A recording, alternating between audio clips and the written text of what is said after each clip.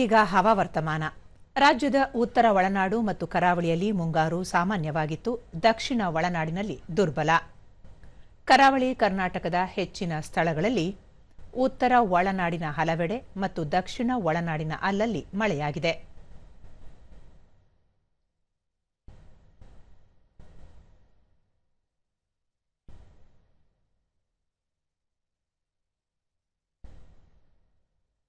ಉತ್ತರ ಕನ್ನಡ ಜಿಲ್ಲೆಯ ಜಗಳಬೆಟ್ನಲ್ಲಿ ಅತಿ ಹೆಚ್ಚು 22 ಸೆಂಟಿಮೀಟರ್ ಮಳೆಯಾಗಿದೆ. ಉಳಿದಂತೆ ಲೋಂಡಾ, ಮಾಣಿ 6, ಪುತ್ತೂರು, ಸುಬ್ರಹ್ಮಣ್ಯ 4, ಬಂಟ್ವಾಳ, ಬೆಳ್ತಂಗಡಿ, ಕುರ್ಡಿ, ಮಂಗಳೂರು, ಮೂಡುಬಿದಿರೆ 3, ಔರಾದ್, ಬೆಳಗಾವಿ, ಭಾಗಮಂಡಲ, ಚಿಂಚೋಳಿ, ಧರ್ಮಸ್ಥಳ, ಗೋಕರ್ಣ, ಹಳಿಯಾಳ, ಹುಂಚದಕಟ್ಟೆ, ಕಲಬುರಗಿ, ಖಾನಾಪುರ, ಕೊಟ್ಟಿಗೆಹಾರ, ಮೂಲ್ಕಿ, ನಿಪ್ಪಾಣಿ, ಶಕ್ತಿನಗರ, ಯಲ್ಲಾಪುರದಲ್ಲಿ ತಲಾ 2 ಸೆಂಟಿಮೀಟರ್ ಮಳೆಯಾಗಿದೆ.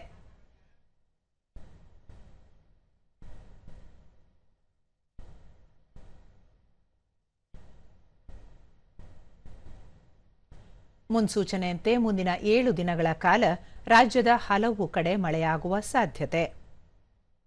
ಕರಾವಳಿ ತೀರ ಪ್ರದೇಶದಲ್ಲಿ ಗಂಟೆಗೆ 40 ರಿಂದ 60 ಕಿಲೋಮೀಟರ್ ವೇಗದಲ್ಲಿ ಗಾಳಿ ಬೀಸಲಿದೆ.